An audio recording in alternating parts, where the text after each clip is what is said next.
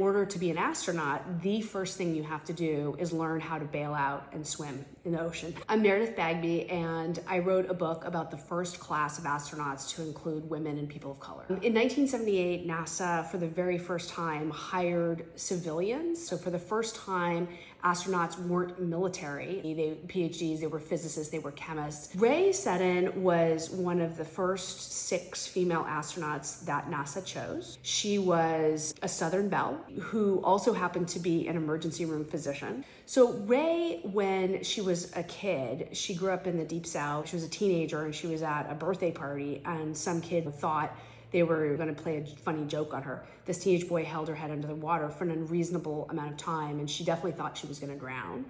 And so before she got to NASA, she was not a swimmer. She didn't like the water. She was terrified of the water. But in order to be an astronaut, the first thing you have to do is learn how to bail out and swim in the ocean. She didn't want to tell anybody that she couldn't swim, so she faked it. Ron McNair is a fascinating character. He was one of the first 3 African-American men who were chosen for the class of 1978. He was a laser physicist. He was a graduate of MIT. He was a black belt in karate. That said, he grew up in the Deep South, literally picking cotton when he was a young boy. He is the last person I think anybody thought was going to be an astronaut, including himself maybe at certain parts of his life. But when he got to NASA, he realized he had to pass the swimming test. In that time, it was the Deep South, the pools were segregated. There were no swimming pools for black people.